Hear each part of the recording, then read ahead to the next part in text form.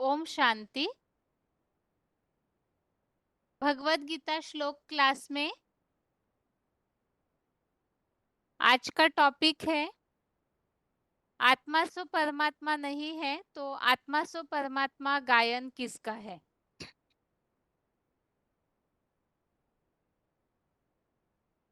और इस टॉपिक में हम संक्षेप में रिवीजन समझ रहे थे, जिसमें आत्मा सो परमात्मा नहीं है। इस टॉपिक की रिवीजन पिछले हफ्तों में पूरी हो चुकी है और आज के क्लास में हम आत्मा सो परमात्मा यह गायन किसका है, इसे शॉर्ट में जो रिवीजन या लिंक हमें समझनी है उससे समझेंगे। तो सबसे पहले आत्मा सो परमात्मा यह गायन किसका है, इस संबंधित पॉइंट्स पढ़ते हैं, जिसमें मुख्य बातें समझानी है कि आखिर परमात्मा की स्टेज में कौन सी आत्मा है जो पहुंचती है। परम आत्मा इस शब्द में ही अर्थ है परम अर्थात श्रेष्ठ आत्मा, ऊंचते ऊंच आत्मा। और जितनी भी आत्माएं हैं उनसे तुलना की हुई है। परमपिता शिव जो है वो तुरिया है, उनकी जन्म मरण के चक्र में आने वाली आत्माओं से तुलना नहीं की जा सकती। तो वास्तव में जन्म मरण के चक्र में आने वाली आत्माओं के बीच में जो परमात्मा पाठधारी है, तो उनको ही यहाँ बताया गया है कि वही इस सृष्टि रूपी रंगमंच की हीरो पार्टधारी आत्मा है जो सबसे श्रेष्ठ पार्ट बजाती है, और उन्हें ही भगवत गीता में परमात्मा ऐसे कहा है। तो परमात्मा अर्थात ही हीरो पार्टधारी है। इसी के लिए ही यहाँ सबसे पहले पॉइंट में VCD 444 444 भक्ति मार्ग में समझ लेते हैं हर आत्मा सो परमात्मा बनती है, लेकिन ऐसे नहीं है। जो हीरो पार्टधारी आत्मा है वही परमात्मा पद पाती है, वही परमात्मा पद पाती है। सब आत्माएं आत्मा सो परमात्मा नहीं बन सकती। तो हीरो पार्टधारी ही परमात्मा है, जो इस सृष्टि रूपी रंगमंच पर हम सभी एक्टर्स हैं, और इन सभी एक्टर्स के बीच में सभी छोटे बड़े पार्टधारी है, और इन सब के बीच में परमात्मा वो हीरो एक्टर या हीरो पार्टधारी है, जो सृष्टि रूपी रंगमंच पर आदि से लेकर अंत तक रहता है। अगला पॉइंट है VCD नंबर 1115, VCD नंबर 1115। उनकी बुद्धि में शास्त्र पढ़ते पढ़ते आत्मा सो परमात्मा बैठ गया। अब कौन सी आत्मा सो परमात्मा, ये बुद्धि में से भूसा कैसे निकले। कोई आत्मा सो परमात्मा है क्या? वो परमात्मा को भगवान समझ लेते हैं, लेकिन आत्माओं के बीच में परम पार्ट बजाने वाली, हीरो पार्ट बजाने वाली को परमात्मा कहा जाता है। वास्तव में कोई भी आत्मा भगवान नहीं हो सकती।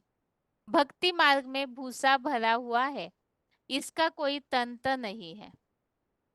कहते हैं आत्मा सो परमात्मा, परंतु बेचारे ये नहीं जानते कौन सी आत्मा आत्मा सो परमात्मा की स्टेज को धारण करती है। अर्थात जन्म मरण के चक्र में आने वाली आत्माओं की तरह ही वो भी एक आत्मा है, लेकिन परम पिता शिव जब इस सृष्टि पर आते हैं तो आत्मा सो परमात्मा की स्टेज को वो हीरो पार्टधारी आत्मा धारण करती है। और वो किस तरह धारण करती है, इसी के लिए 5वें अध्याय का 16वां अध्याय 5 का श्लोक नंबर 16, ज्ञाने न तु तदत ज्ञानम येषां नाशितमात्मनः तेषाम् आदित्यवद ज्ञानम प्रकाशयति तत्परम। तो इस श्लोक में इस बात को बताया है, जो ज्ञान सूर्य जैसा दिखाता है, अर्थात परमपिता शिव ये तो ज्ञान का प्रकाश का भंडार है ही, और उनके उस ज्ञान प्रकाश के भंडार को जो आत्मा धारण करती है अपने पुरुषार्थ से, तो वो ज्ञान सूर्य को प्रत्यक्ष करने के निमित्त बनती है। और वो किस तरह से, उसी के लिए यहाँ पॉइंट दिया हुआ है, VCD 228, VCD नंबर 228। आत्मा अगर अपने स्वरूप में स्थिर रहे तो वह आत्मा नहीं परमात्मा है। वो ज्ञान सूर्य का पार्ट बजाने वाली है। आत्मिक स्थिति परमात्मा स्थिति के समान है। इसके लिए उन भक्तों ने कह दिया आत्मा सो परमात्मा। अब ऐसे नहीं है कि हर आत्मा सो परमात्मा हो जाती है, नहीं। ऐसा जो पुरुषार्थ करने वाली आत्मा है, जैसा जैसा सुप्रीम सोल बाप चलाना चाहता है वैसे ही चलने वाली हो, तो आत्मा सो परमात्मा जैसी स्टेज को प्राप्त कर सकते हैं। बाप तो आता ही इसलिए है, बाप समान बनाने के लिए आता है। तो परम पिता शिव जो इस सृष्टि पर जिस उद्देश्य से आते हैं, बच्चों को बाप समान बनाने, तो पूरी तरह से ज्ञान योग की पढ़ाई को वो हीरो पाठधारी आत्मा इस तरह धारण करती है कि परम पिता शिव के समान बन जाती है। तो समान बनना अर्थात क्या, उसे हम अगले टॉपिक में ही समझते हैं कि आखिर वही आत्मा का गायन आत्मा सो परमात्मा के रूप में कैसे हुआ। वो ज्ञान सूर्य जैसा दिखाती है, अर्थात अपने को सूर्य की तरह बनाती है। तो कैसे बनी, जिसके लिए यहाँ पॉइंट में बताया है आत्मिक स्थिति जो है परमात्मा स्थिति के समान है। अर्थात और जो जन्म मरण के चक्र में आने वाली आत्माएं हैं, उनमें तो अपने अपने देह का भान रहता है। उस देह के भान के कारण ही वो आत्माएं जो है अपने स्थिति में ऊपर नीचे होना, जन्म मरण के चक्र में आना, इसका प्रभाव पड़ता है। लेकिन परमात्मा पाठधारी परमपिता शिव समान आत्मिक स्थिति की स्टेज अर्थात निराकारी स्टेज में स्थिर हो जाती है। अब वही आत्मा जो शिव समान बनती है, तो क्या पुरुषार्थ है या किस तरह बनती है, उसी के लिए अगला टॉपिक है निराकार शिव।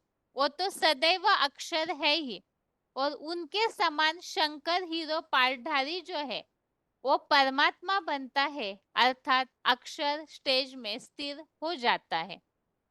इसी के लिए ही वो परमात्मा किस तरह है, इसे समझने के लिए ही हम टॉपिक समझ रहे हैं।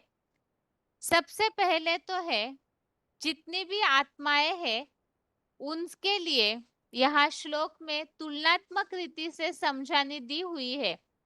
अध्याय 15 का 16वां श्लोक, अध्याय 15 का श्लोक नंबर 16 है। वो इमो पुरुषो लोके क्षरक्षाक्षर एव च क्षरः सर्वाणि भूतानि कूटस्थः अक्षर उच्यते। दो इमो पुरुषो लोके, अर्थात इस सृष्टि में दो प्रकार की आत्माएं हैं, एक तो क्षर और एक अक्षर। और इन सभी क्षर आत्माओं के बीच में एक ऐसी आत्मा है जो अपने को अक्षर स्थिति में स्थिर कर देती है। इसी के लिए ही 15वें अध्याय का 17वां अध्याय 15 का श्लोक नंबर 17 है। उत्तमः पुरुषस्त्वन्य परमात्मे इति उदाहरित यो लोकत्रयमाविश्य विभर्त्य अव्यय ईश्वरः। तो इस श्लोक में बताया है कि इन दोनों से भी भिन्न क्षर अर्थात जन्म मरण के चक्र में आने वाली आत्माएं और अक्षर अर्थात परम पिता शिव, इन दोनों से भी भिन्न एक आत्मा है, वो सर्वोत्तम आत्मा हीरो पाठधारी परमात्मा इति उदाहरित अर्थात परमात्मा ऐसे कही जाती है। और वो आत्मा जो है अपने योग शक्ति के द्वारा तीनों लोकों को अधिकार में लेकर धारण करती है। अर्थात जैसे परमपिता शिव सबके पिता है, इसी तरह से वो उत्तम पुरुष सर्वोत्तम आत्मा वो तीनों लोकों को ईश्वर कही जाती है। अर्थात तीनों लोकों को अपने योग बल के द्वारा अधिकार में लेती है। इसी के लिए आगे पॉइंट्स लिए हुए हैं। VCD number 2330, VCD number 2330। परम पिता जिसका कोई पिता नहीं, उसके साथ वो तो परम पिता एक आत्मा है तुरिया, उसके समान कोई और है नहीं। लेकिन जो और आत्माएं हैं जन्म मरण के चक्र में आने वाली, उनमें भी एक आत्मा है जो इस सृष्टि पर हीरो पार्टधारी कहा जाता है। ड्रामा में, नाटक में हीरो होता है, हीरो एक ही होता है या दो चार? तो हीरो एक ही होता है। तो यहाँ उत्तम पुरुष, जैसे हमने समझा पहले भी, गुड, बेटर, बेस्ट। बेस्ट जो है वो एक ही होगा, जो ऊंचे शिखर पर ऐसी स्थिति बनाता है, वही हीरो पार्टधारी जो रंगमंच पे ड्रामा में भी एक ही होता है। अगला पॉइंट है वीसीडी नंबर 2334, 2334। तीन प्रकार की आत्मा हुई। एक निराकारी रूप में, आत्मिक रूप में अक्षर, बाकी सब आत्माएं क्षरित होने वाली, और क्षरित होने वाली आत्माओं में जो निराकारी भी बनती है, साकारी भी बनती है, उन आत्माओं के बीच एक ऐसा पुरुषार्थी आत्मा भी है जो पुरुषार्थ करते करते अंत में अक्षर बन जाती है, बाप समान, और प्रैक्टिकल जीवन में बन जाती है। तो जो प्रैक्टिकल जीवन में एवर प्योर बनते हो, उसका यादगार है शिव का मंदिर, जिसे शिवलिंग कहा जाता है। शंकरलिंग नहीं कहा जाता, क्योंकि शंकर पुरुषार्थी का नाम है, याद का पुरुषार्थ करता है। और जब शंकर से बाप समान बन जाता है, तो पुरुषार्थी से क्या बन जाता है? परमार्थी बन जाता है। तो यहाँ पर इस पॉइंट में इस बात को स्पष्ट किया है, तीन प्रकार की आत्माएं हैं। एक तो निराकारी रूप में, आत्मिक रूप में अक्षर, अर्थात परमपिता शिव, बाकी सभी आत्माएं क्षर। और इन क्षरित होने वाली आत्माओं में भी जो निराकारी बनती है, वो हीरो पार्टधारी आत्मा कही जाती है। तो बाप समान बनना, अर्थात वो परमात्मा स्टेज में स्थिर होना, तो वो आत्मा परमपिता शिव समान निराकारी बनती है, जिसका यादगार ही शिवलिंग के रूप में दिखाया जाता है। तो शंकर ही पुरुषार्थ करके ऐसी स्थिति धारण करते हैं जो यादगार शिवलिंग के रूप में दिखाया जाता है, अर्थात तो शिव समान बन जाता है। अगला पॉइंट है वीसीडी नंबर 2402, वीसीडी नंबर 2402।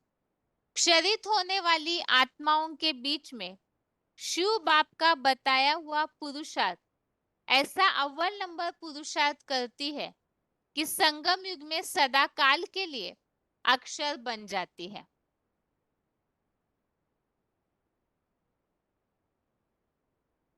अब वो अक्षर बनती है और कैसी स्थिति धारण करती है और वो कौन हस्ती है, उसी के लिए यहाँ टॉपिक है कि वास्तव में कैसे पहचाना जाए कि वो परमात्मा पार्टधारी कौन है। भक्ति मार्ग के हिसाब से ये बात समझ में आती है कि शंकर को भक्ति मार्ग में महादेव कहा है, सबसे महान देवता माना जाता है, देवताएं भी सारे उनकी पूजा करते हैं। इस हिसाब से भक्ति मार्ग के हिसाब से शंकर के लिए बात समझ में आती है।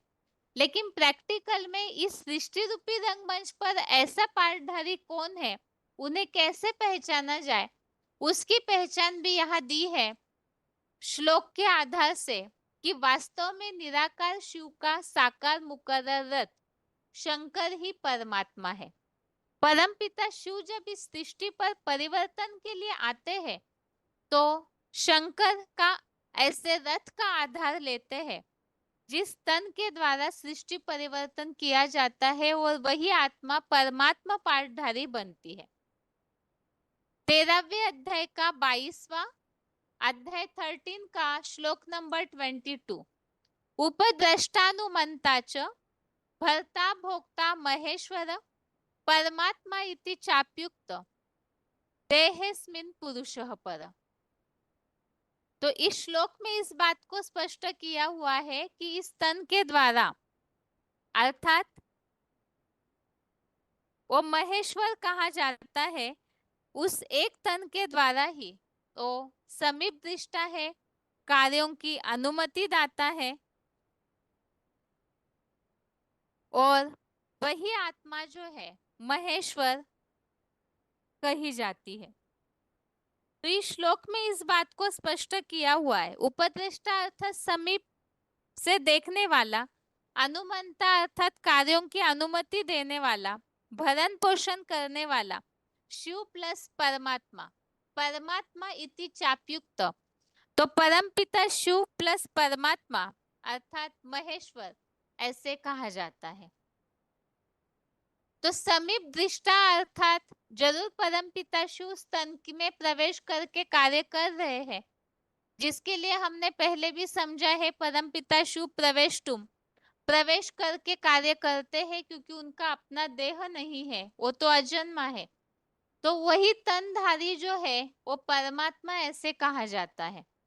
अभी यहाँ points VCD number 239, VCD number 239, जिसको हम परमपिता परमात्मा कहते हैं वह एक ही है। एक है कि दो है कि एक ही है? एक ही है। क्यों? शरीर एक ही है।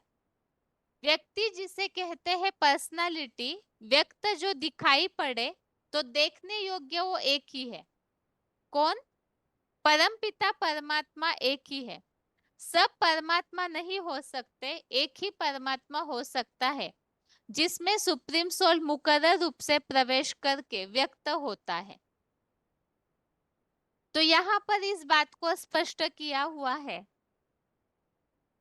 जिस तन में परमपिता प्रवेश करते हैं तो ये तो बुद्धि से समझने की बातें हैं। परमपिता और परमात्मा एक तन में है, लेकिन देखने के लिए पर्सनालिटी या व्यक्तित्व तो एक ही देखने में आएगी। इसी हिसाब से यहाँ ये बात बताई है, उस तन के द्वारा परमपिता समीप दृष्टा है, कार्यों की अनुमति दाता है। अगला है वीसीडी नंबर 3927, 3927।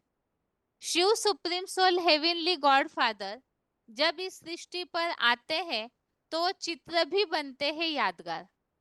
पहले नहीं ये चित्र बनते थे, अभी चित्रकार ने चित्र बनाए हैं शंकर मूर्ति के रूप में। और शिव प्रवेश करता है, भ्रुकुटी में प्रवेश करता है कि पेट में कि पाँव में? भ्रुकुटी में दिखाया जाता है शिव नेत्र। इतना भी नहीं जानते हैं शास्त्रकार, क्या शंकर की भ्रुकुटी में शिव नेत्र दिखाया जाता है। तो शिव नेत्र अर्थात इस समीप दृष्टा, जिस तन में परमपिता शिव प्रवेश करते हैं तो वो शिव नेत्र शंकर के मस्तक पर ही दिखाया जाता है। तो शिव प्लस परमात्मा अर्थात शिव प्लस शंकर ऐसे भी कहा जाता है। अगला पॉइंट है वीसीडी नंबर 1456, 1456। शिव को न जानने के कारण फिर सब मनुष्य अपने को भगवान कहने लग पड़े हैं। निराकार भगवान कोई जन्म मरण के चक्र में नहीं आता है।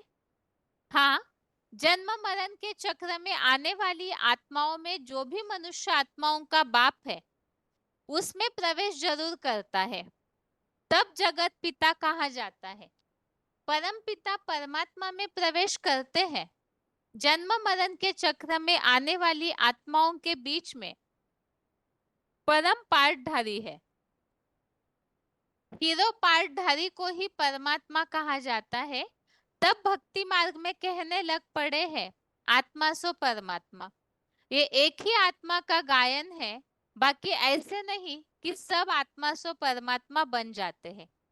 एक शंकरी है जो याद का पुरुषार्थ करके शिव समान निराकारी, निर्विकारी, निरअहंकारी स्टेज को प्राप्त करता है। तो इस पॉइंट में इस बात को स्पष्ट किया है कि परम पिता शिव है तो सभी के पिता, लेकिन वो पिता के रूप में सबके सामने प्रत्यक्ष कैसे होंगे? तो शंकर के द्वारा प्रत्यक्ष होते हैं, और इसीलिए ही शंकर के लिए ही भक्ति मार्ग में माना जाता है जगतम पितरम वंदे पार्वती परमेश्वर। तो जगत का पिता बनते हैं। तो एक शंकर, वो तो जन्म मरण के चक्र में आने वाली आत्मा है, लेकिन परम पिता शिव उनमें प्रवेश करने के बाद उन्हें इस तरह से महादेव की उपाधि भी मिल जाती है, और साथ में वो परमात्मा पाठधारी भी बनते हैं, जगत के पिता भी बनते हैं। लेकिन उसके लिए वो शिव समान स्थिति को धारण करते हैं, याद के पुरुषार्थ के आधार से निराकारी, निर्विकारी, निरंकारी स्टेज को प्राप्त करते हैं। अर्थात परमात्मा तब कहे जाते हैं, एक तो वो आत्मा उत्तम सर्वोत्तम आत्मा है। वो सर्वोत्तम बनी कैसे? तो उसके लिए बताया, उन्हें पहचाना कैसे जाए? तो परमपिता शिव उस तन में प्रवेश करते हैं, उस तन के द्वारा समीप दृष्टा है, कार्यों की अनुमति दाता है, तो महेश्वर ऐसे कहा जाता है। तो शिव प्लस परमात्मा, शिव प्लस शंकर कहे जाते हैं, और वही आत्मा जो है जगत पिता कही जाती है। और साकार और निराकार का मेल, जिस तन में परम पिता प्रवेश करते हैं वही परमात्मा है। इसका प्रमाण है कि शंकर के मस्तक पर ही शिव का नेत्र दिखाया जाता है, और किसी को भी इस तरह तीसरा नेत्र दिखाया भी नहीं जाता, और ना ही किसी को भी इस तरह से महान आत्मा का महादेव के रूप में मान्यता मिलती है। अभी शिव ने, परमपिता शिव समान शंकर ने निराकारी, निर्विकारी, निरहंकारी स्टेज को धारण किया है। इसका प्रमाण क्या है? इसका प्रमाण है जो शिव समान व ऐसी स्थिति धारण करने की यादगार। सबसे पहले यह समझते हैं कि वो किस तरह से इस स्टेज को धारण करते हैं। उसका प्रमाण भगवत गीता में 13वें अध्याय का 31, अध्याय 13 का श्लोक नंबर 31 है। अनादित्वात् निर्गुणत्वात् परमात्मा अयम अव्ययः शरीरस्थोपि कौन्तेय न करोति न लिप्यते। तो इस श्लोक में इस बात को बताया है कि वो इस तरह से निर्गुण स्टेज को धारण करते हैं, और इसके अलावा अनादित्वात् अर्थात अनादि होने के कारण तीनों गुणों के समुदाय से रहित, क्षय रहित है। तो ऐसा जो प्रजापिता ब्रह्मा के शरीर में रहते हुए भी परम पिता न कर्म करते हैं न लिप्त होते हैं। तो परम पिता वो तो है ही निराकारी, और शंकर परमात्मा अयम अव्ययः, तो परमात्मा पाठधारी भी इस तरह की स्थिति को शिव के संग के रंग से धारण करते हैं। और इसी के लिए ही यहाँ नीचे पॉइंट लिया है, पीसीडी नंबर 2740-2740। तुम समझ सकते हो कि जरूर शिव देवी देवताओं के बीच, देवात्माओं के बीच में कोई ऐसी आत्मा में आता होगा परमानेंटली, जो देवताओं में महादेव का प्रैक्टिकल बार्ड बजाए। उसको कहा जाता है परमात्मा। माना कैसी आत्मा? आत्माओं के बीच में परम पाठधारी आत्मा। तो उसको नेक्स्ट टू शिव रखेंगे या इक्वल टू शिव रखेंगे। क्या हो जाता है? इक्वल। इक्वल अर्थात बराबर, परम पिता शिव के समान बन जाता है। शिव तो नहीं कहेंगे, जैसे बाप का बड़ा बच्चा होता है तो बाप समान कहा जाता है, तो ऐसे ही आत्माओं के बीच में वो परमात्मा भी नेक्स्ट हुआ ना। अव्वल नंबर आत्मा कौन? शिव। तो शिव को परमात्मा नहीं कहेंगे, क्या कहेंगे? परम पाठधारी नहीं कहेंगे। परम पाठधारी तो तब कहे जब हीरो के मुहाफिक चारों सीन में पार्ट बजाए, ऑलराउंडर पार्ट बजाए। मैं शिव तो इस सृष्टि पर ऑलराउंड पार्ट बजाता ही नहीं। तो यहाँ पर इस बात को स्पष्ट किया हुआ है किस तरह से शंकर महादेव शिव समान बनते हैं। अगला पॉइंट वीसीडी नंबर 697 697। वो ज्योति बिंदु शिवलिंग के रूप में सोमनाथ मंदिर में दिखाया था। बड़ा आकार है, साकार की यादगार, जिसमें शिव प्रवेश करते हैं और उसका जो अति सूक्ष्म रूप है वो स्टार के रूप में दिखाया गया है। हाथ, पांव, नाक, आंख, कान उसमें नहीं दिखाए गए। क्यों नहीं दिखाए गए? इसलिए नहीं दिखाए गए कि जिस साकारी मनुष्य तन में मुकर्रर रूप से प्रवेश करता है, वो साकारी तनधारी जब याद करते करते सुप्रीम सोल शिव को अति संपन्न स्टेज में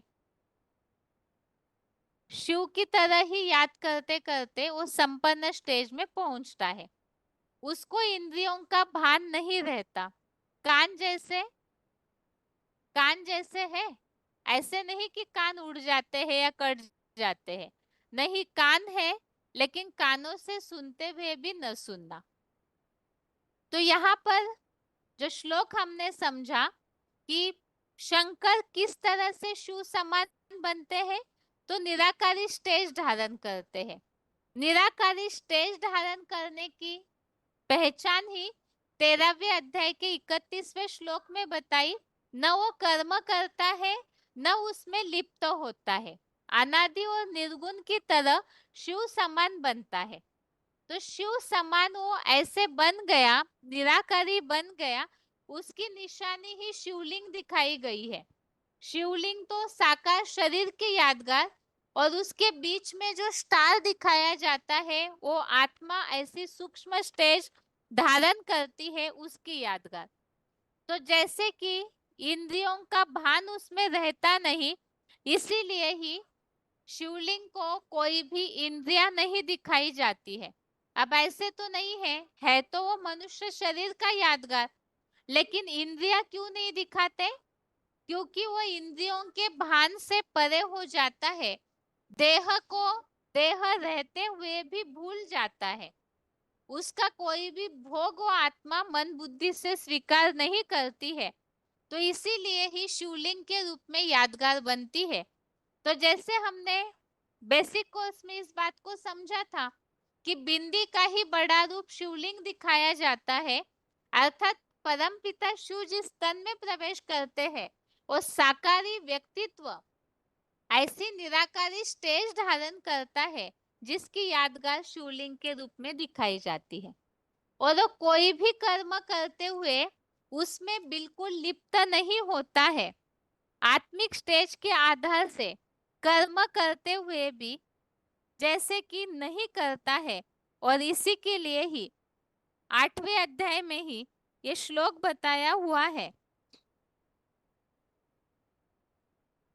5वें अध्याय का 8वां अध्याय 5 का श्लोक नंबर 8 और 9। इन श्लोकों में इस बात को स्पष्ट किया है कि वो आत्मा किस तरह से निराकारी स्टेज को धारण करती है। अध्याय 5 का श्लोक नंबर 8 9। नैव किंचित करोमीति युक्तो मन्ये तत्वविद पश्यन् शृण्वन् स्पृशन् जिघ्नन् अश्नन् गच्छन् स्वपन् श्वसन् प्रलपन्वी सृजन् गृहन् उन्निशन्नि मिशन्नपि इंद्रियान् इंद्रियार्थेषु वर्तन्त इति धारयन्।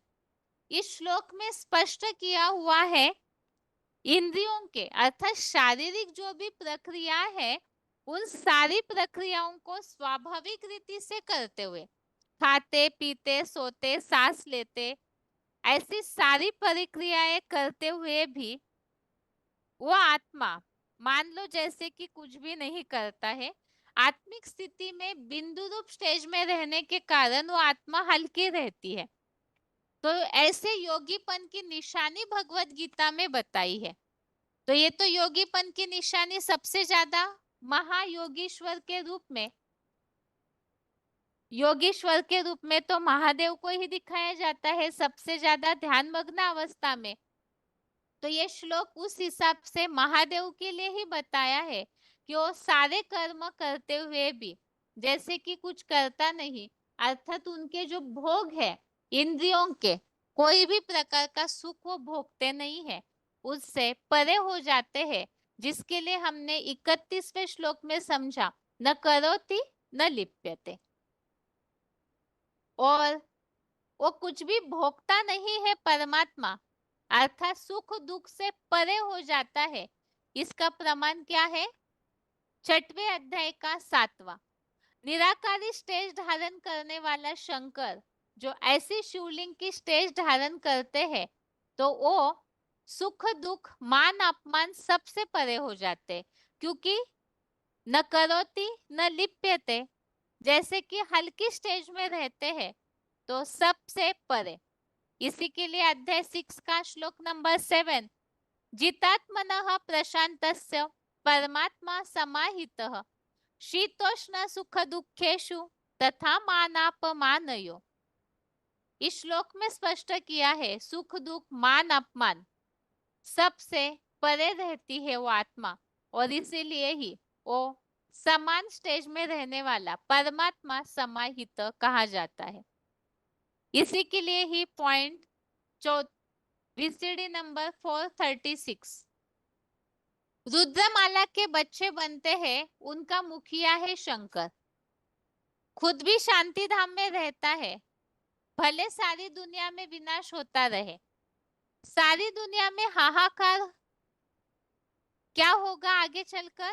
हाहाकार विनाश, लेकिन वो शांत में रहेगा, उसकी शांति भंग होने वाली नहीं है, वो तो कैलाशवासी है, सुख भी नहीं भोगता दुख भी नहीं भोगता, सुख में उछल उछल के चलने वाला नहीं और दुख में आंसू बहाने वाला नहीं, एक रस रहता है। तो इस तरह से वो आत्मा जो है सुख दुख से परे की स्टेज में स्थित होती है, शिव समान निराकारी स्टेज में स्थित होती है, जिसकी यादगार शिवलिंग है, और उसी को ही भगवत गीता में अव्यक्त मूर्तिना कहा है।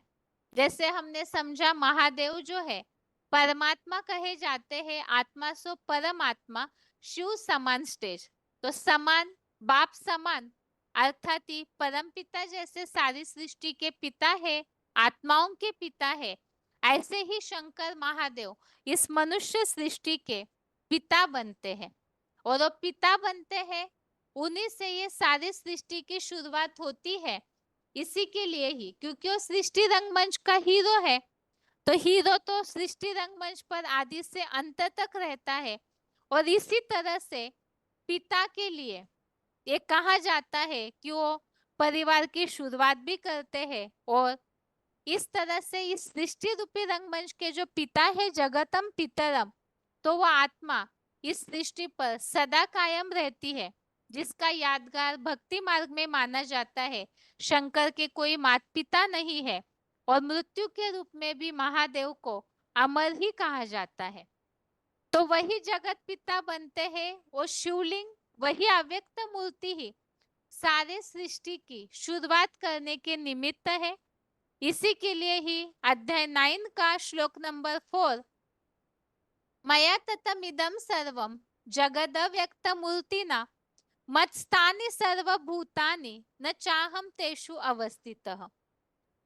इसी के लिए ही यहाँ पॉइंट में इस बात को स्पष्ट किया है, इस मनुष्य सृष्टि रूपी रंगमंच पर सदा काल ऑलराउंड पार्टधारी कोई मनुष्य आत्मा नहीं है, सिवाय एक शिवलिंग स्वरूप के, जिसे अव्यक्त मूर्ति गीता में कहा है, जिसमें सारा जड़ जंगम संसार समा जाता है प्रलय काल में।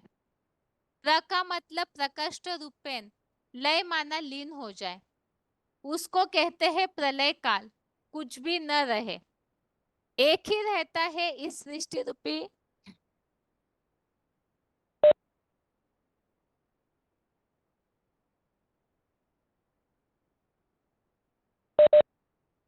एक ही रहता है इस सृष्टि रूपी रंगमंच पर मनुष्य वृक्ष का बीज, जिसे कहा जाता है, जिस वृक्ष को अश्वत्थ नाम दिया गया है।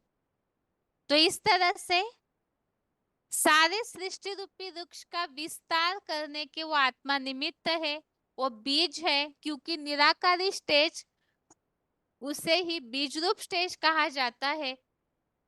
पूरी आत्मिक स्टेज में रहकर, शिव समान स्टेज में रहकर के वो आत्मा इस सृष्टि के विस्तार के निमित्त बनती है। तो विश्व पिता जगतम पितरम भी कही जाती है। पॉइंट है, बाप के रूप में, वो बाप के रूप में प्रवेश करता है, जिसे मनुष्य सृष्टि का पिता माना जाता है। जगतम पितरम, जगत का पिता माना जाता है विश्व पिता। VCD 792। अगला पॉइंट है VCD 1054, जिसको गॉडफादर कहते हैं, उसको निराकार समझते हैं। अब निराकार रचयिता होता है क्या? निराकार तो रचयिता नहीं होता। रचना साकार है तो रचयिता भी साकार होना चाहिए। और निराकार शिव ज्योति बिंदु जब इस सृष्टि पर आकर के साकार में पार्ट बजाता है, तब रचयिता कहा जाता है। अर्थात परम पिता शिव इस साकार सृष्टि के रचनाकार कैसे बनेंगे? तो साकार सृष्टि के रचना के लिए कोई साकार हस्ती चाहिए, तो वो वास्तव में शंकर महादेव है, जो साकार के रूप में निमित्त बनते हैं।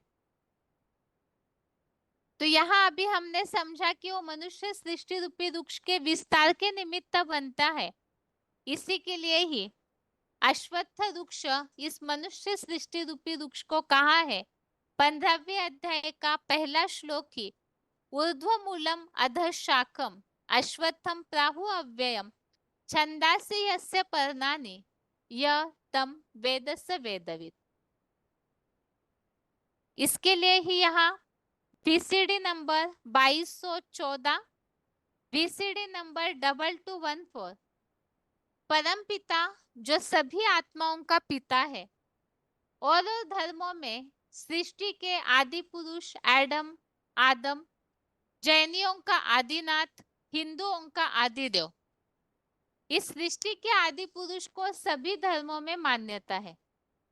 परंतु बहुत पुरानी बात होने के कारण सब भूल गए कि वो आदि पुरुष ही इस मनुष्य सृष्टि का बीज है। यह सृष्टि वृक्ष है, मानवीय सृष्टि, जिसको गीता में भी बोला गया है अश्वत्थ वृक्ष। तो इस तरह से यहाँ ये बात समझाई हुई है कि वही सारे सृष्टि रूपी वृक्ष का पिता है। अब जगत का पिता कहा जाता है तो सारा जगत उन्हें मानना चाहिए। इस टॉपिक में हमने एक बात समझी थी, जैसे परम पिता शिव सारी मनुष्य आत्माओं के, सारी आत्माओं के ही पिता है, तो इसीलिए ही और धर्मों में भी उस निराकार की मान्यता मानी जाती है। जैसे कि हिंदू धर्म में तो परम पिता शिव को निराकारी रूप में मानते हैं ही। क्रिश्चियंस लोग भी उन्हें गॉड इज लाइट के रूप में मानते हैं। बौद्धि भी गोल बटिया के रूप में पूजा करते हैं। तो जैसे निराकार परमपिता शिव की मान्यता है, ऐसे ही जगत पिता कहे जाने वाले महादेव की हर धर्म में मान्यता होनी चाहिए। तो उन्हें आदि पुरुष के रूप में माना जाता है। तो एडम, आदम, आदिनाथ, आदिदेव, इस तरह से हर धर्म में उनकी अलग अलग रूप से मान्यता है। आदि पुरुष अर्थात ही इस सृष्टि के जगत पिता के रूप में उन्हें माना जाता है। तो वही निराकारी स्टेज, बीज रूप स्टेज के आधार से इस सृष्टि के विस्तार के निमित्त बनते हैं। तो वो बीज है। इसी के लिए ही भगवत गीता में जो श्लोक आए हुए हैं, अध्याय 7 का 10वां, अध्याय 7 का श्लोक नंबर 10, बीजम मम सर्वभूतानां विद्धि पार्थ सनातनम। अर्थात सभी प्राणियों का बीजम माम, मैं बीज हूँ। अध्याय 9 का श्लोक नंबर 18, प्रभवः प्रलय स्थानम निधानम बीजम अव्ययम, अर्थात मैं बीज हूँ, अविनाशी बीज हूँ। और 10वें अध्याय का 39, अध्याय 10 का 39, यच्चापि सर्वभूतानां बीजम तदहम अर्जुन, अर्थात सब भूत अर्थात प्राणियों का बीज मैं हूँ। तो मनुष्य सृष्टि रूपी झाड़ है, तो उसका बीज भी तो कोई मनुष्य ही होगा ना। तो वो मनुष्य अर्थात महादेव, जो आदि पुरुष के रूप में, आदि पिता के रूप में, जगतम पितरम के रूप में माने जाते हैं। तो वही आदि पुरुष है, पिता है। इसी के लिए ही 11वें अध्याय का 38 और 18वां श्लोक,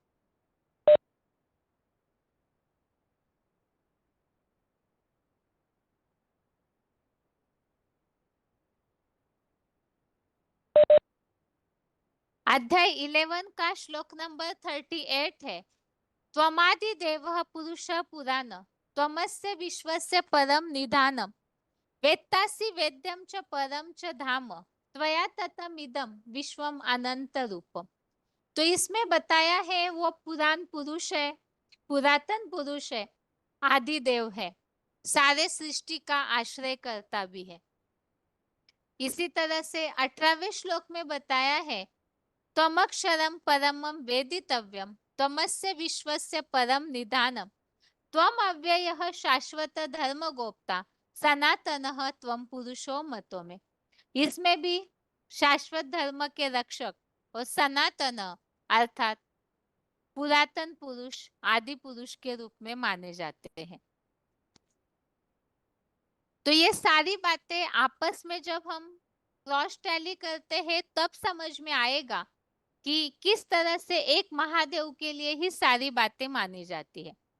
जैसे कि आदि पुरुष के रूप में महादेव को ही मानते हैं आदि देव के रूप में, और बाकी धर्म वाले भी उन्हें मानते हैं।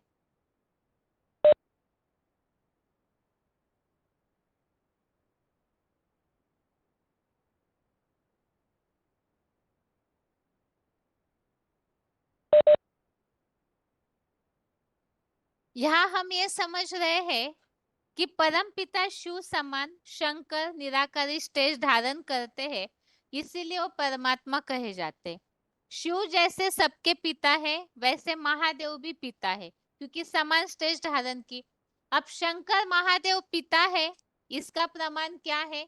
तो जिसके लिए हमने समझा, शंकर की निराकारी स्टेज की यादगारी शिवलिंग दिखाया जाता है, जिसके लिए गीता में बताया है अव्यक्त मूर्ति ना, और अव्यक्त मूर्ति ना से ही सारा संसार विस्तार को पाता है। अब उन्हें ही अव्यक्त मूर्ति को ही जगत पिता कहा गया है निराकारी स्टेज के द्वारा। तो शंकर के लिए ही मान्यता है, क्योंकि शिव जो है वो तो साकार में शरीर है ही नहीं। तो शिवलिंग जो है वास्तव में शंकर की ही मान्यता वाला है, क्योंकि वो शिव समान स्टेज धारण करते हैं, तो बाप समान स्थिति की वो यादगार है। यही शंकर महादेव जगत पिता बनते हैं। तो इसी के लिए ही हमने समझा हर धर्म में उनकी मान्यता किस तरह से है।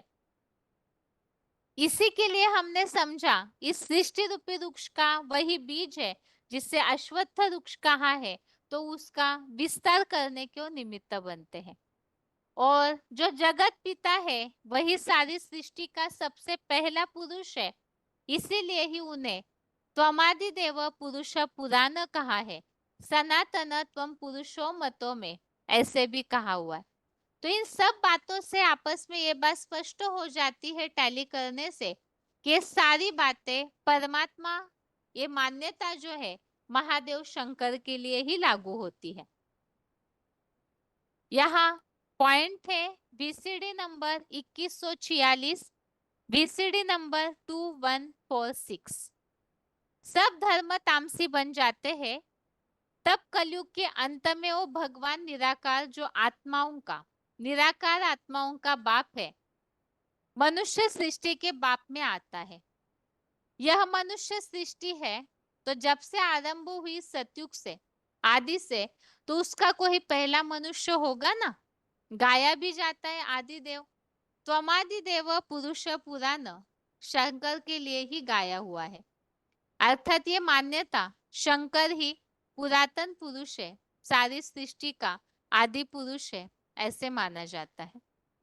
तो इस तरह से हमने इस टॉपिक में इन बातों को समझा है, किस तरह से परमात्मा बनने वाले शंकर पाठधारी शिव समान बनकर आत्मा सो परमात्मा की स्टेज में पहुंच जाते हैं।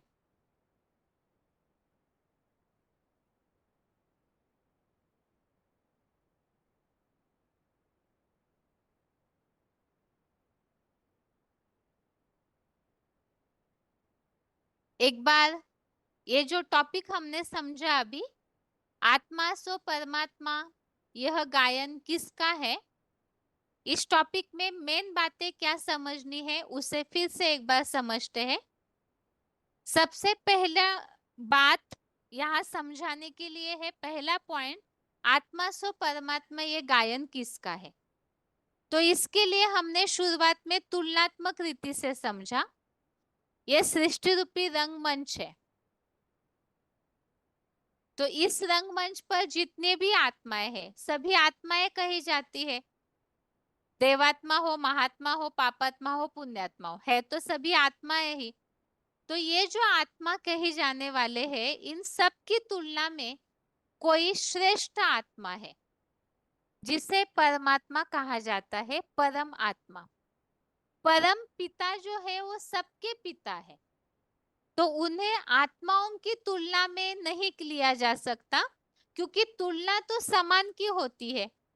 परम पिता तो सभी आत्माओं के तुलना में तुरिया है, वो इस सृष्टि रूपी रंगमंच पर चक्र में नहीं आते।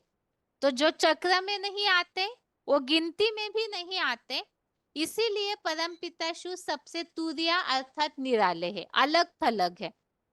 तो उनको परमात्मा नहीं कहा जाता। परमात्मा इस शब्द में ही छुपा हुआ है, श्रेष्ठ आत्मा, सर्वोत्तम आत्मा, उत्तम आत्मा, परम अर्थात परे ते परे आत्मा, जो श्रेष्ठ है, सबसे श्रेष्ठ या उच्च, गुड बेटर बेस्ट। तो ये परमात्मा शब्द की व्याख्या हो गई।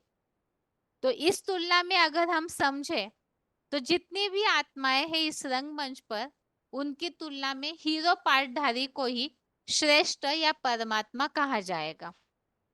यह पहला पॉइंट हुआ कि परमात्मा ये गायन किसका हो सकता है, तो रंगमंच पर हीरो पाठधारी का। अब वो हीरो पाठधारी कौन है, उन्हें कैसे पहचाना जाए कि कौन हीरो पाठधारी है। तो इसके लिए हमने एक श्लोक समझा, परम पिता परमात्मा कहा जाता है, तो दोनों को समान रूप में दोनों नाम लिए जाते हैं, परम पिता परमात्मा। बस केवल अंतर इतना है, परम पिता के बाद ही परमात्मा कहा जाता है। परमात्मा कह के परम पिता कभी नहीं कहेंगे, परम पिता परमात्मा। अर्थात कोई ऐसी हस्ती है जो बाप समान बनती है, पिता का पहला बच्चा है परमात्मा। इसी के लिए हमने 5वें अध्याय का 16वां श्लोक समझा, ज्ञानेन तु तदत ज्ञानम एशान नाशितम आत्मनः। तो इस श्लोक में ये बात स्पष्ट है कि वो ऐसी आत्मा है जो ज्ञान सूर्य जैसा दिखाती है। ज्ञान द्वारा जिनका आत्मा सो परमात्मा संबंधित अज्ञान नष्ट हो गया है, उनका वह ज्ञान परमेश्वर को सूर्य की तरह दिखाता है। अर्थात जो पुरुषार्थ से अपने सारे अज्ञान को नष्ट करती है और नष्ट करके वो सूर्य जैसा दिखाती है, अर्थात सूर्य समान बनती है। तो वो समान बनती है अर्थात कैसे, तो शंकर महादेव ही वो आत्मा कौन है, इसे जानने के लिए क्या समझना होगा कि सबसे ज्यादा सूर्य जैसा दिखाने वाली आत्मा कौन है। परम पिता शिव कैसे है, वो सदैव ज्ञान का भंडार है और सदैव निराकारी स्टेज में रहते हैं। तो परमपिता शिव के इस स्थिति को कौन धारण करता है, जो शिव को दिखाने के निमित्त बनता है? तो वो वास्तव में महादेव है। कैसे? तो सदैव ही उन्हें निराकारी स्टेज में दिखाया जाता है।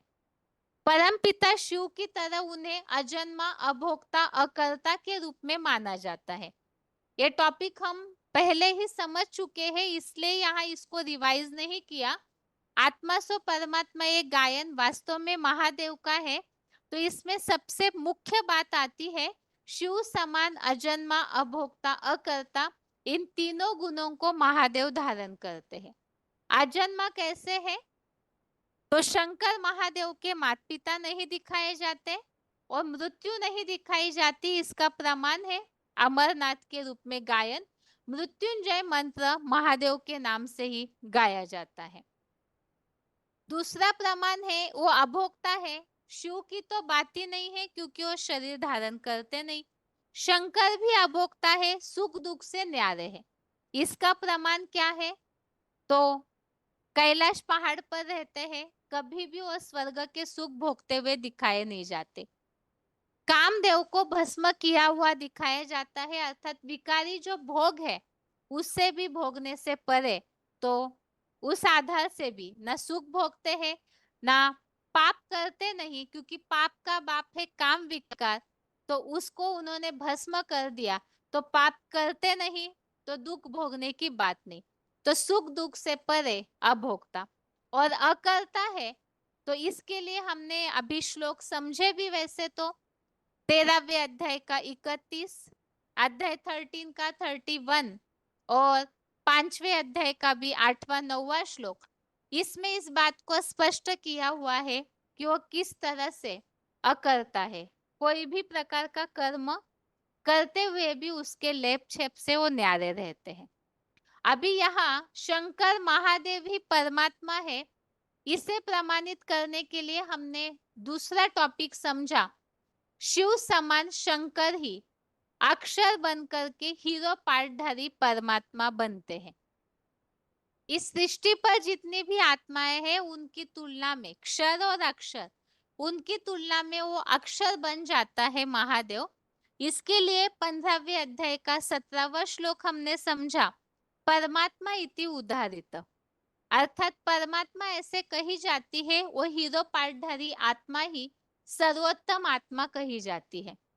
और किस तरह से वो सर्वोत्तम बनती है, इसके लिए भी हमने इस बात को समझा, ज्ञान योग के पुरुषार्थ के आधार से वो सर्वोत्तम आत्मा बन जाती है, अर्थात अक्षर बन जाती है।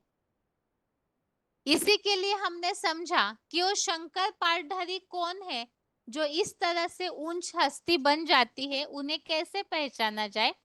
तो उनकी पहचान बताई है कि परमपिता शिव उनके तन का आधार लेते हैं। इसके लिए अध्याय 13 का 22 नंबर श्लोक हमने समझा, उनकी यथार्थ पहचान। इस सृष्टि रूपी रंगमंच पर वो हस्ती मौजूद होनी चाहिए जिस तन के द्वारा परमपिता शिव उपद्रष्टानुमंता च, उपद्रष्टा अर्थात समीप से देखने वाला है, कार्यों की अनुमति दाता है, अनुमंता भरता अर्थात भरण पोषण करने वाला भी है। तो वो परमात्मा इति चापयुक्त ऐसे कहा जाता है, वो परमात्मा कहा जाता है जिस तन में परमपिता शिव प्रवेश करके सारा कार्य करते हैं। वो कौन है? शंकर है। अब शंकर में ही प्रवेश किया, इसका प्रमाण तो शिव नेत्र जो है वो महादेव को ही दिखाया जाता है। शिवलिंग के रूप में महादेव का ही यादगार माना जाता है। शिवालय कह करके जहाँ शिवलिंग दिखाया जाता है, वहां जरूर शंकर की मूर्ति मुख्य स्थान पे दिखाई जाती है, अर्थात शंकर की संपन्न स्टेज ही शिवलिंग है और उन्हीं में ही परमपिता शिव प्रवेश करते हैं। तो उनके संग के रंग से शंकर महादेव समान, बाप समान, निराकारी, निर्विकारी, निरअहंकारी स्टेज को धारण करते हैं। और उन्होंने इस तरह की स्थिति को धारण किया है, बिल्कुल निराकारी, देह के भान का नामो निशान नहीं है। इसका प्रमाण क्या है? तो इसका प्रमाण हमने 31 नंबर श्लोक में समझा, न करोति न लिप्यते, और अध्याय 5 का श्लोक नंबर 8-9 में समझा कि वो सारे कर्म करते हुए मानो जैसे कि कुछ नहीं करता है। अब इस निराकारी स्टेज की यादगारी क्या है? शिवलिंग दिखाया जाता है। सभी को ये जानकारी तो भक्ति में होती ही है। वास्तव में ये जो शिवलिंग है वो शंकर की ही यादगार है। लेकिन शंकर की मूर्ति भी दिखाई जाती है और शिवलिंग भी क्यों दिखाया जाता है? मूर्ति जो है ध्यानमग्न अवस्था पुरुषार्थी स्वरूप का यादगार है। तो ऐसा पुरुषार्थी है जिसके पुरुषार्थ का भी यादगार बनता है और उनके संपन्न स्टेज की यादगार भी शिवलिंग के रूप में बनाई जाती है। तो वो निराकारी स्थिति ऐसी धारण करते हैं जिसमें इंद्रियों का कोई भान नहीं। इसीलिए ही शिवलिंग को हाथ, पांव, नाक, आंख इंद्रियां दिखाई नहीं जाती। अर्थात इंद्रियां होते हुए भी उनके भान से, उनकी स्मृति से परे वो आत्मा हो जाती है। अब जब देह के भान से परे हो गए, उन इंद्रियों के स्मृति से परे हो गए, अर्थात सुख दुख भोगने से परे, निराकारी आत्मिक स्टेज में देह के भान से पूरा परे। इसका प्रमाण ही 6वें अध्याय का अध्याय 6 का श्लोक नंबर 7 बताया। शीतोष्ण समदुखेषु तथा मानापमानयो। और परमात्मा समाहित अर्थात परमात्मा सब स्थिति में समान रहता है। और वही निराकारी स्टेज की यादगार भक्ति मार्ग में भगवत गीता में भी शिवलिंग को ही अव्यक्त मूर्तिना के रूप में माना गया है। और इसके अलावा वही निराकारी स्टेज के द्वारा वो जगत पिता बनते हैं। सारी सृष्टि का अव्यक्त मूर्तिना के द्वारा ही विस्तार होता है, ऐसे भगवत गीता में बताया है। तो वो अव्यक्त मूर्तिना जो निराकारी स्टेज है वही बाप है और वो शंकर महादेव ही जगत पिता बनकर जगत पिता सारे सृष्टि के विस्तार कर्ता की मान्यता सारी सृष्टि के सब धर्मों में होनी चाहिए। इसी के लिए ही निराकार परमपिता शिव को सब धर्म वाले मानते हैं। ऐसे ही साकार सृष्टि के साकार पिता जगत पिता को भी सब धर्म वाले आदि पुरुष के रूप में मानते हैं। और सारे सृष्टि के पिता है अर्थात सारी सृष्टि का आदि करने वाले, उन्हें ही आदि पुरुष के रूप में एडम, आदम, आदिनाथ, आदिदेव के रूप में माना जाता है। और उन्हें ही भगवत गीता में श्लोकों में बीज कहा है। उन्हें ही पुरातन पुरुष, आदिदेव ऐसे भी कहा हुआ है। वही शाश्वत धर्म का रक्षक भी है, ऐसे भी कहा हुआ है। तो इन सारे टॉपिक से हमने इस बात को समझा है किस तरह से शंकर महादेवी है और देवताओं की किसी के भी इस तरह से परमात्मा के रूप में मान्यता नहीं होती है, बल्कि एक शंकर महादेवी है जो सारी ऊंची से ऊंची मान्यताएं उनके लिए ही लागू होती है। और शिव जब इस सृष्टि पर आते हैं सृष्टि परिवर्तन के लिए वर्तमान कलयुग अंत के समय में, तो वो एक ही हस्ती है जो ऐसी स्थिति को धारण करके शिव के प्रैक्टिकल ज्ञान को प्रैक्टिकल में लाने के निमित्त बन जाती है।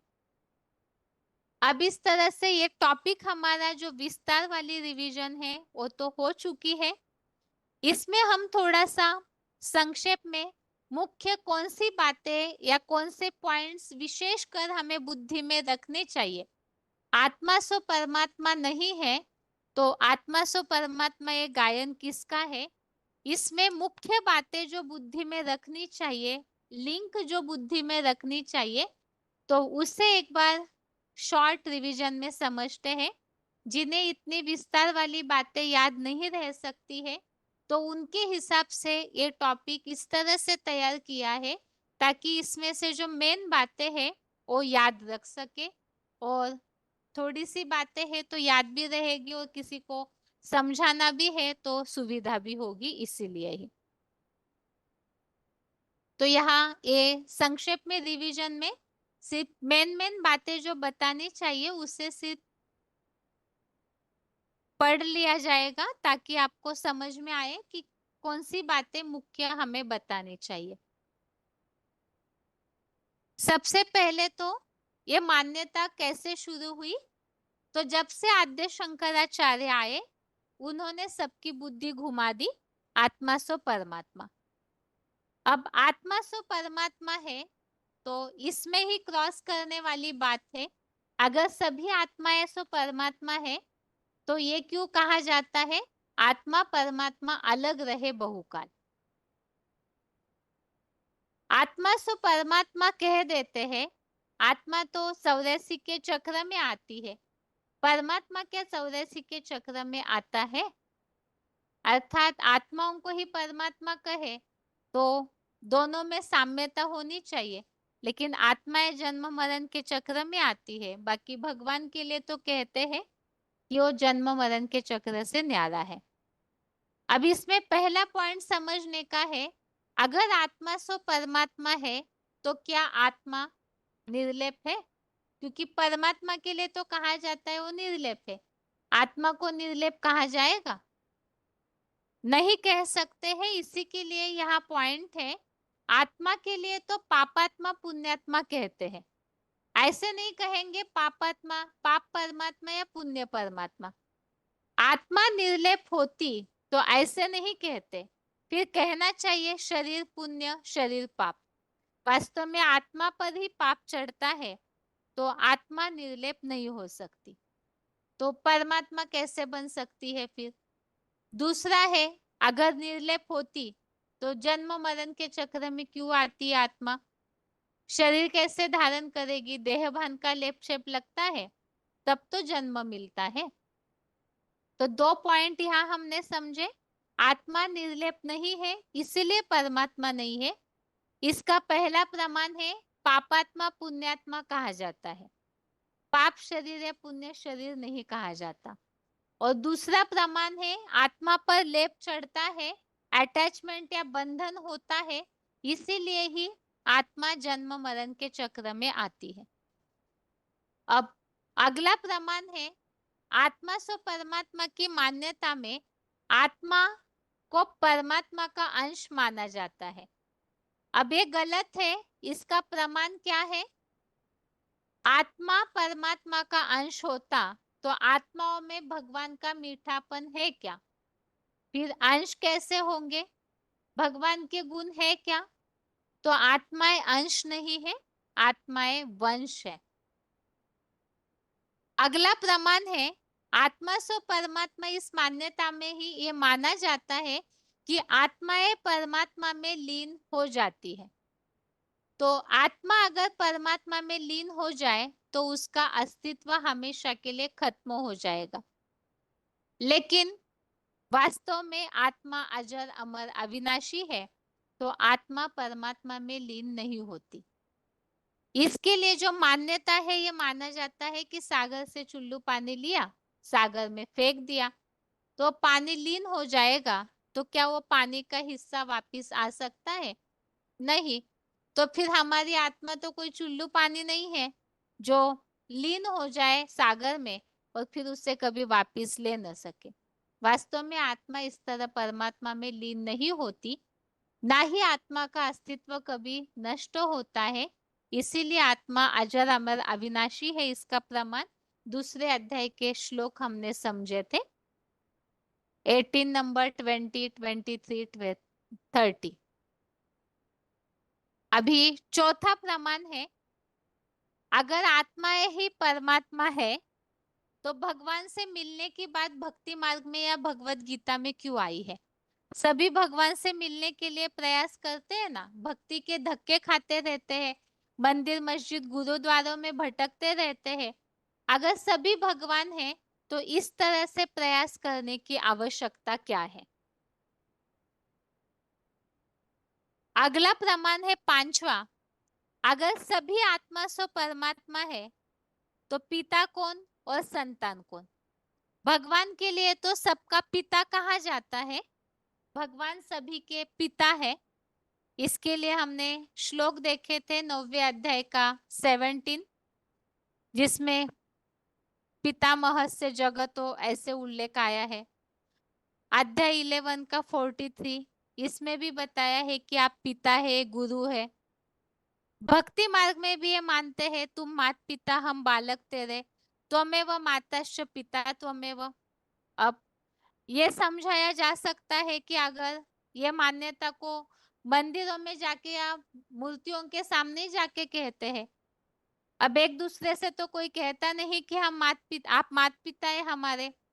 अगर सभी आत्माएं परमात्मा है तो सभी पिता पिता हो गए, तो फिर वर्षा कैसे मिलेगा? और एक दूसरे को सभी के पिता के रूप में देखते हैं। ये कहने में भी अटपटा सा लगेगा कि आप भी पिता है, हम भी पिता है। पिता तो एक होता है, God father, God is one कहा जाता है, पिता परिवार में एक होता है। तो फिर अनेक पिता कैसे हो गए? अगर सभी पिताएं हो गए तो सभी परमात्माएं हो गए तो। अगला टॉपिक है समझने का छठवां प्रमाण। परमात्मा, अगर आत्मा सो परमात्मा है तो रचयिता कौन और रचना कौन? क्योंकि पिता है तो रचयिता कहा जाता है। अब यहाँ सभी आत्मा सो परमात्मा है तो सभी को रचयिता मानना चाहिए। लेकिन भगवत गीता में तो बीज एक ही है कहा जाता है। बीज बाप को कहा जाता है और सृष्टि रूपी वृक्ष का बीज एक ही होता है। एक पेड़ का एक ही बीज होता है। मनुष्य सृष्टि एक ही है, जो वैज्ञानिकों के द्वारा भी ये बात प्रमाणित है कि पृथ्वी पर ही केवल जीव सृष्टि है। इस आधार से सृष्टि रूपी वृक्ष एक है, जो गीता में बताया है अश्वत्थ वृक्ष, तो उसका बीज भी एक ही होना चाहिए। बाकी सब पत्ते हैं, अर्थात आत्माएं सारे पत्ते हैं। तो इससे भी ये बात स्पष्ट है, आत्मा सो परमात्मा नहीं हो सकता। सातवां प्रमाण है, सभी आत्माएं अगर भगवान है तो भगवान की शरण में जाने की बात, भगवान से प्राप्ति करने की बात, परम गति की, मुक्ति की बातें, विविध प्रकार की प्राप्तियों की बातें भी आई हुई है। अब भगवान की शरण में जाने की बात क्यों आई हुई है? तो इसमें यह बात स्पष्ट हो जाती है कि वास्तव में सभी आत्माएं सो परमात्मा नहीं है। सभी दुखी परेशान है, बंधन में है, कर्म बंधनों में फंसे हैं, पापों में फंसे हुए हैं। और इसीलिए ही भगवत गीता में आत्माओं को बंधनों से मुक्ति का भी उल्लेख आया है। भक्ति मार्ग में ये गाते हैं कि हमें दुखों से छुड़ाओ, कर्म बंधन से छुड़ाओ। क्यों? जब हम भगवान हैं, भगवान तो स्वयं में परिपूर्ण है, तो सभी परमात्मा है, तो ये सब छुड़ाने के लिए धक्के क्यों खाते हैं? हमें दुख से छुड़ाओ, ये भक्ति मार्ग में गुहार क्यों लगाते हैं? इससे ये बात स्पष्ट है कि वास्तव में सभी परमात्मा नहीं है। पापों से मुक्ति के लिए भी भगवान को बुलाते हैं। और भगवत गीता में भी 18वें अध्याय का 66वें श्लोक में बोला है, सर्वधर्मान परित्यज्य मामेकम शरणम व्रज। अर्थात भगवान की शरण में जाने से पापों से मुक्ति होती है, दुखों से मुक्ति होती है।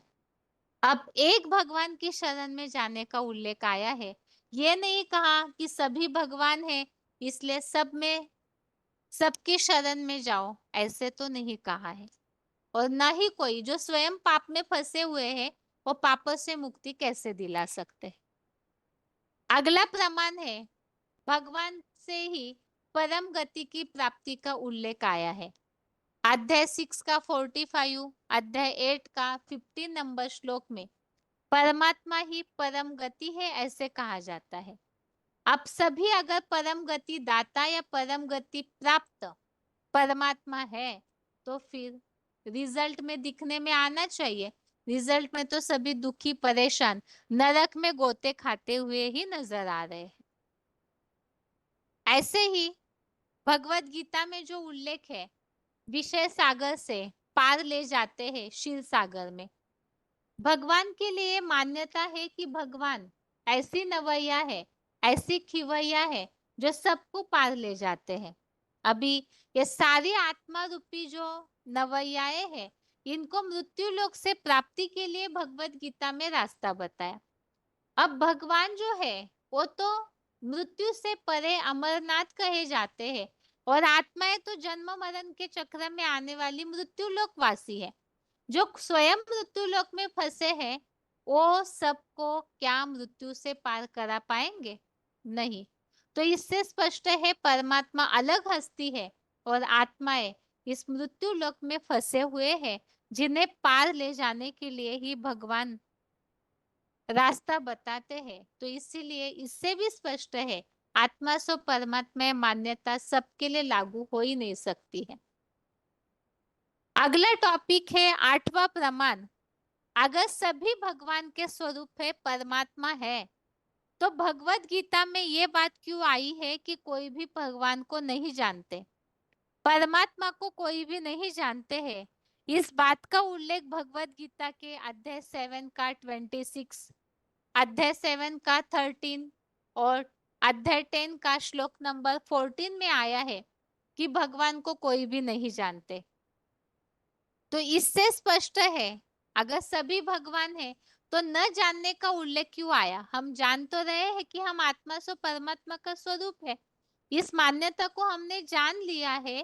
तो फिर भगवत गीता में ये बात क्यों बताई है कि परमात्मा को जानो, परमात्मा को जानकर अव्यभिचारी याद करो, अव्यभिचारी याद से परम गति की प्राप्ति, ईशित्व भाव की प्राप्ति, राजाई की प्राप्ति, मोक्ष की प्राप्ति, अलग अलग प्रकार की प्राप्तियां जो बताई हुई है, अगर सभी परमात्मा स्वरूप में स्थित हो चुके हैं तो ये सारी प्राप्तियों की बात क्यों समझाई जा रही है? और स्वयं में भी तो हर आत्मा इस बात को महसूस कर सकती है कि हम इन सब प्राप्तियों को अनुभव करते ही नहीं है। सभी दुखी परेशान है, कर्म बंधन में फंसे हुए हैं। तो इससे भी स्पष्ट हो जाता है कि सभी आत्माएं परमात्मा नहीं है। इसके अलावा जैसे कि परमात्मा को जानने से प्राप्तियों के उल्लेख में जो बात बताई है, भगवान की अव्यभिचारी याद, जानेंगे तो याद करेंगे तो भगवान के नजदीक पहुंचेंगे। जो भगवत गीता में बताया है, जन्म कर्म च में दिव्यम एवं यो वेत्ति तत्वतः त्यक्त्वा देहम पुनर्जन्म नैति मामेति सो अर्जुन। तो ये बताया है कि मुझे जानने से फिर वो मेरे निकट पहुंच जाता है। ये नहीं कहा है कि वो मेरे में समा जाता है। भगवान के नजदीक पहुंचना अर्थात उस स्थिति को प्राप्त करने की बात आई हुई है, भगवान को याद करके, भगवान को जान करके। तो इससे बात स्पष्ट हो गई कि इस सारे टॉपिक से कि वास्तव में सभी आत्माएं सो परमात्मा हो ही नहीं सकते हैं। इसके अलावा इस टॉपिक को जानने के लिए हमने एक खास टॉपिक समझा था, आत्मा और परमात्मा अर्थात भगवान में क्या अंतर है। तो जो लगभग 10 अंतर हमने समझे थे, आत्माएं अनेक होती है, भगवान एक है। आत्माएं जन्म मरण के चक्र में आती है, गर्भ से जन्म लेती है, भगवान अगर्भा अजन्मा है। आत्माएं देह को धारण करती है, भगवान विदेही है। आत्माएं भोगी है, भगवान अभोक्ता है। आत्माएं करता है, कर्म धारा बिगड़ रह नहीं सकती और भगवान सदैव ही अकर्ता है। आत्माएं क्षरित होती है क्योंकि देह धारण करती है, जन्म मरण में आती है। भोगी है, भोगने के कारण आत्मा की बैटरी क्षीण होती है, तो आत्मा एक क्षर है। और भगवान विदेही है, जन्म मरण के चक्र से न्यारे है, कर्मों का भोग भोगते नहीं, अकर्ता है, तो इसीलिए अक्षर है, कभी क्षरित होते नहीं। आत्माएं त्रिगुणमयी है, प्रकृति रूपी शरीर को धारण करने के कारण प्रकृति से उत्पन्न 3 गुणों के प्रभाव में आती है, जिस कारण जन्म मरण के चक्र में आती है। सद सद्योनि जन्मसु ऐसे कहा हुआ है। और भगवान का अपना शरीर नहीं है, ये तो भक्ति मार्ग में भी ये माना जाता है कि भगवान को अपना शरीर नहीं है। तो भगवान निर्गुण है, गुणातीत है, 3 गुण जो है प्रकृति के उससे परे है। आत्माएं कर्म बंधन में आती है, भगवान कर्म बंधन से न्यारे है। आत्माएं अल्पज्ञ है, भगवान सर्वज्ञ और त्रिकालदर्शी है। आत्माएं जन्म मरण के चक्र में आने के कारण सब कुछ भूल जाती है और भगवान अजन्मा होने के कारण, अभोक्ता होने के कारण सर्वज्ञ है और त्रिकालदर्शी है। आत्माएं देहभानी होने के कारण पक्षपाती है, विकारी होने के कारण इच्छा, द्वेष, कामनाएं, क्रोध इनके वश में आकर के पक्षपात करती है। और भगवान सूर्य की तरह निर्दोष है तो पक्षपात रहित भी है। इसके अलावा हमने इन बातों को समझा है कि किस तरह से आत्मा सो परमात्मा ये मान्यता एक महादेव का ही गायन है। इसमें मुख्य बातें समझने की है कि निराकार शिव अक्षर है और उनके समान शंकर ही हीरो पाठधारी परमात्मा बनते हैं, जिसके लिए दो मुख्य श्लोक हमने समझे थे। दो कैटेगरी की आत्माएं हैं, क्षर और अक्षर, और उनसे भी ऊंची उठी हुई आत्मा उत्तमः पुरुषस्त्वन्य परमात्मा इति उदाहरित। अर्थात तो महादेवी है जो परमात्मा ऐसे कहा जाता है, इस सृष्टि रूपी रंगमंच का हीरो कहा जाता है। इसी में अगला टॉपिक हमने समझा था कि वो हीरो पाठधारी परमात्मा कौन है, उन्हें कैसे पहचाना जाए। तो उसी के लिए ही यहाँ अध्याय 13 का श्लोक नंबर 22 हमने समझा था कि परम पिता शिव का साकार मुकर्रर शरीर ही परमात्मा ऐसे कहा जाता है। और इसके अलावा शंकर ही शिव समान निराकारी स्टेज धारण करके परमात्मा बनते हैं। इसके लिए हमने अध्याय 13 का श्लोक नंबर 31 और अध्याय 6 का श्लोक नंबर समझा था। ये टॉपिक अभी अभी समझा है, इसीलिए मेन पॉइंट सिर्फ रिवाइज किए जा रहे हैं। तो इसमें हमने समझा था कि शंकर ही शिव समान निराकारी स्टेज धारण करते। शंकर ही क्यों करते हैं? क्योंकि अध्याय 13 के 22 नंबर श्लोक में हमने समझा कि परमपिता शिव जिस तन का आधार लेते हैं वो परमात्मा ही महेश्वर बन जाता है, सारे तीनों लोकों को अपने अधिकार में लेकर उनका पोषण करता है। तो शिव उसी तन का आधार लिए है, इसका प्रमाण शंकर महादेव को ही तीसरा नेत्र शिव नेत्र दिखाया जाता है। और वही शंकर शिव की याद से, संग के रंग से निराकारी बनते हैं तो अकर्ता अभोक्ता बनते हैं। इसके लिए ही उन्हें सदा सुख दुख मान अपमान सबसे परे समान स्थिति में स्थित परमात्मा ऐसे कहा जाता है। और जिसकी यादगार ही शिवलिंग है, जो शिव समान निराकारी स्टेज की यादगार है, जिसके लिए हमने इस बात को समझा था कि वो किस तरह से शिव समान स्थिति को धारण करते हैं। और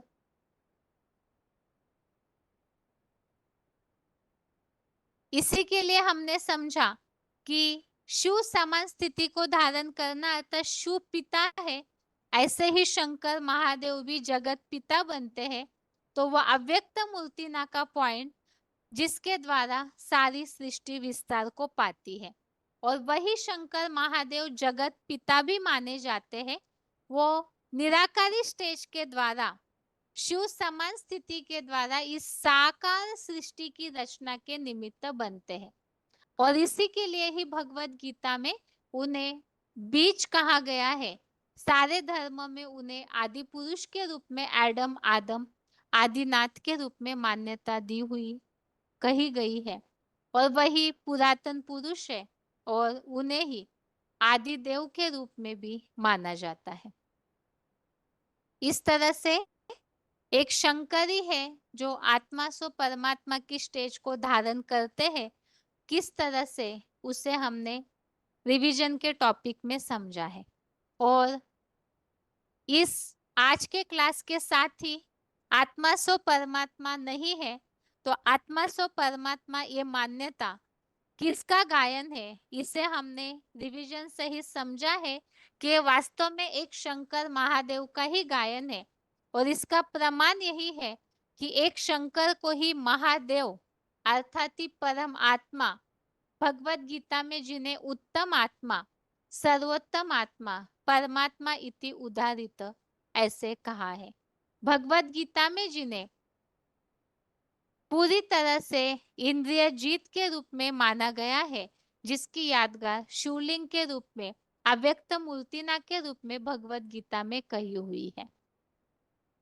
तो किस तरह से परमात्मा का गायन महादेव का है वो हमने प्रमाणों के साथ समझा है। और वो व्यक्तित्व प्रैक्टिकली में सृष्टि पर पार्ट बजाता है।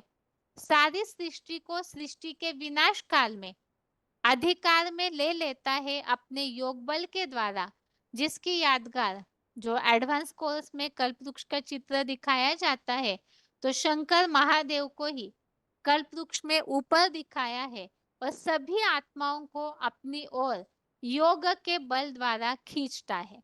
वाइब्रेशन की शक्ति से सबको इस तरह से खींचते हैं जो सभी निराकारी स्टेज में स्थित हो जाते हैं।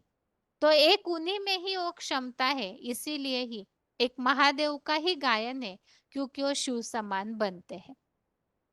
इस तरह से प्रमाणों के साथ हमने इस टॉपिक को समझा है। और अगले हफ्ते से बेसिक कोर्स के दिन 8वें प्रश्न में से अगले प्रश्न का उत्तर हम समझना शुरू करेंगे। जो प्रश्न सबसे थोड़ा सा अलग है, लेकिन ये जो अभी तक हमने 3 प्रश्न समझे हैं, 3 प्रश्न इस तरह से समझे थे। एक तो सबसे पहले हमने समझा था भगवान सर्वव्यापी नहीं है, तो ये मान्यता वास्तव में किसका गायन है? भगवान सर्वव्यापी नहीं है, एक व्यापी है। और एक व्यापी स्वरूप भगवान का कौन है, वो कहाँ है? इसके लिए भी हमने पहले प्रश्न के उत्तर में ही समझा था, महादेव का गायन है। इसी से ही मिलता जुलता दूसरा प्रश्न हमने समझा था, शिव शंकर अलग अलग है तो एक कैसे हो गए? तो शिव समान शंकर निराकारी स्टेज धारण करके अजन्मा अभोक्ता अकर्ता बनते हैं, तो एक हो जाते हैं। शिव के सारे कर्तव्यों को शंकर महादेव साकार में निराकारी स्टेज के द्वारा पूरा करते हैं। इसीलिए ही एक हो गए, एकाकार हो जाते हैं, याद में तल्लीन हो जाते हैं, जिसका यादगार ही आत्मा परमात्मा में लीन हो गई, भगवान में लीन हो गए, ऐसे माना जाता है। वास्तव में सभी के लीन होने की बात नहीं, तो शंकर ही शिव में लीन हो जाते हैं, जो उनमें कोई अंतर नहीं कर पाता है। जब उस प्रैक्टिकल व्यक्तित्व को सभी देखेंगे तो शिव या शंकर अलग है, ये कोई समझ ही नहीं पाते हैं सृष्टि के अंतकाल में। और तीसरा प्रश्न हमने समझा था, आत्मा सो परमात्मा नहीं है, तो आत्मा सो परमात्मा ये गायन किसका है? वो भी सृष्टि रूपी रंगमंच का हीरो पार्टधारी आत्मा आदिदेव एडम आदम, सृष्टि का आदि पुरुष जगतम पितरम अर्थात महादेव का ही गायन है। और अगले क्लास में हम पतित पावनी गंगा नहीं है तो शंकर के ऊपर विराजमान क्यों है, इस प्रश्न का उत्तर समझना शुरू करेंगे। बीच में जो गीता का भगवान ये प्रश्न है, ये टॉपिक हमने काफी लंबे समय तक समझा है, इसीलिए इस प्रश्न को छोड़ा हुआ है।